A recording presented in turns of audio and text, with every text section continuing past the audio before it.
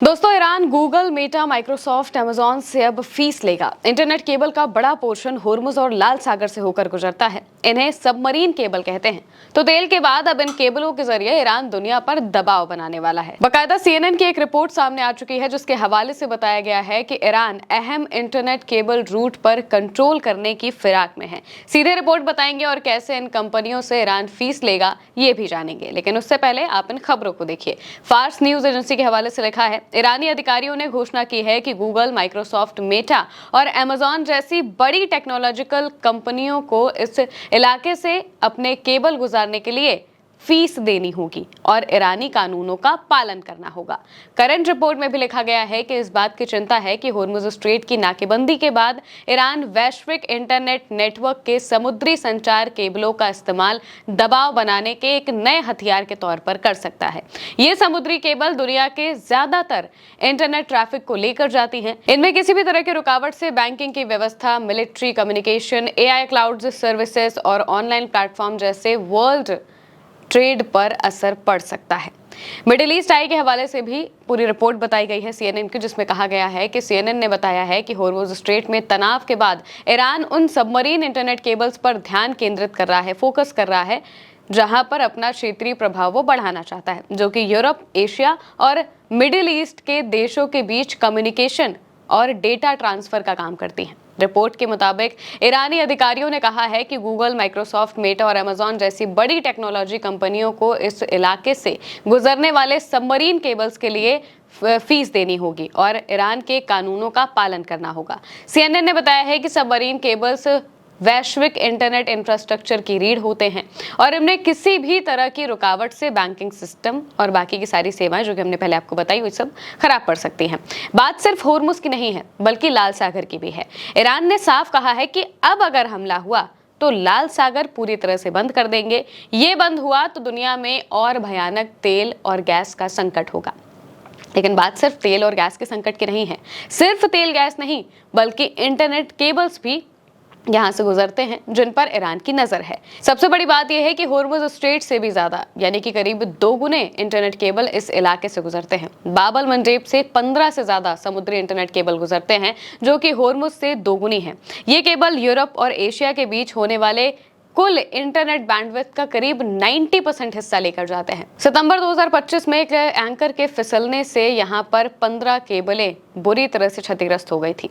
Iran इसे बंद करके दुनिया के 2 सबसे बड़े आर्थिक इलाके एशिया और यूरोप के बीच डिजिटल संपर्क को अपने कब्जे में ले लेगा। इसके अलावा ये स्ट्रेट सुएज नहर के जरिए दक्षिणी चोक पॉइंट, यानी कि सबसे सकरा और अहम रास्ता भी है। यहाँ से एशिया और यूरोप के बीच होने वाले कुल कंटेनर यातायात का करीब 30% हिस्सा गुजरता है और इसी वजह से ये इलाका पूरी दुनिया के लिए बहुत अहम हो जाता है। रिपोर्ट में बताया गया है कि समुद्र के नीचे बिछे केबल दुनिया के ज्यादातर इंटरनेट और फाइनेंशियल डेटा ट्रैफिक को लेकर जाते हैं।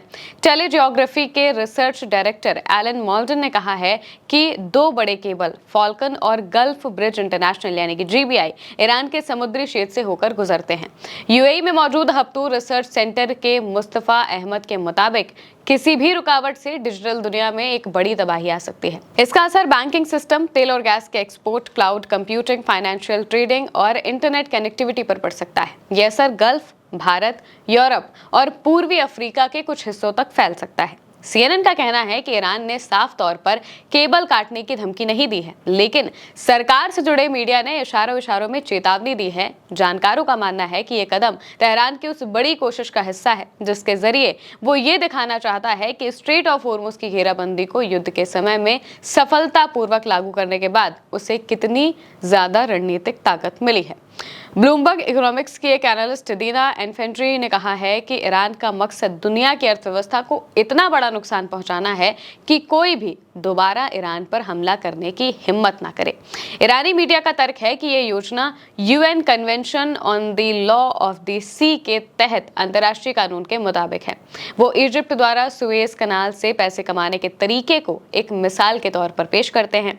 सीएनएन का कहना है कि जहां मौजूदा केबल पहले से हुए समझौतों के तहत आते हैं, वहीं इंटरनेशनल कानून के जानकारों का मानना है कि ईरान अपने समुद्री क्षेत्र में आने वाले वक्त में, यानी कि भविष्य में बिछाए जाने वाले केबलों के लिए शर्तें तय कर सकता है, लेकिन अभी उन शर्तों को नहीं कर सकता है। मतलब ये है कि ईरान ने साफ तौर से कहा है कि भाई अब हम इन केबलों का भी पैसा लेंगे। अभी तक तो ये हो रहा था कि ईरान टोल लगाएगा, होर्मुज पर टोल लगाएगा और वहां पर आने जाने वाले जहाजों से पैसे लेगा, लेकिन अब ईरान ने कहा है कि इनके नीचे, हमारे पानी के नीचे जो केबलें गई हैं अलग अलग कंपनीज की, उन सब से भी अब हम फीस लेंगे, क्योंकि इन केबलों को सुरक्षित रखना हमारे अंडर में आएगा। और ये पूरा इलाका क्योंकि IRGC के कंट्रोल में है, तो यहाँ पर पूरी तरह से सिर्फ और सिर्फ IRGC का कंट्रोल रहेगा। जो भी चीज़ करनी है आपको हमें बतानी होगी और हमें फीस देनी होगी आपके इन केबलों को यहाँ पर रखने के लिए। आने वाले वक्त में भी ईरान बड़े फैसले लेगा इस जगह के लिए और साफ तौर से अब ईरान एक स्टेप ऊपर बढ़ चुका है। होर्मुज पर उसका पूरा कंट्रोल हो चुका है आज के टाइम पे, ये हर कोई जान रहा है, क्योंकि बाकी के जो देश हैं अब धीरे धीरे वो सीधे तेहरान से बात करते हैं, सीधे ईरान से बात करते हैं। वो अमेरिका को मीडिएटर के तौर पर नहीं देख रहे हैं, अमेरिका को नहीं देख रहे हैं, अमेरिका से नहीं कह रहे हैं कि हम जाएं या ना जाएं। वो ईरान से कहते हैं कि भाई ठीक है, हम टोल देंगे, आप हमें बस यहाँ से निकालिए, और फिर ईरान उन्हें निकालता है। जिस वजह से साफ तौर से ईरान उस स्थिति में आ चुका है कि इस इलाके में पूरा उसका कंट्रोल है। अब वो एक स्टेप ऊपर बढ़कर इंटरनेट केबल्स पर भी कंट्रोल कर रहा है और इससे ईरान को काफ़ी मजबूती मिलेगी। कई एनालिस्ट इस बात को कह रहे हैं कि ईरान इस तरीके से पूरी व्यवस्था को करना चाहता है ताकि आने वाले वक्त में उस पर दोबारा कोई हमला ना करे, हमला करने के बारे में सोचे भी ना, क्योंकि अगर वो हमला करने के बारे में सोचेंगे तो उन्हें ये सारी चीज़ें भी ध्यान रखनी होगी कि भाई यहाँ से इंटरनेट केबल जाता है, यहाँ से तेल के टैंकर जाते हैं, तो हम हमला नहीं कर सकते, क्योंकि ईरान पर अब तक जब मन चाहे तब अमेरिका और इजराइल ने हमला किया।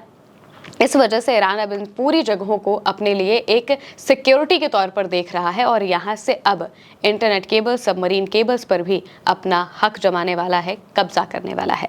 फिलहाल के लिए मेरे यानी महिमा के साथ इस खबर में इतना ही। आप देखते रहिए उल्टा चश्मे से।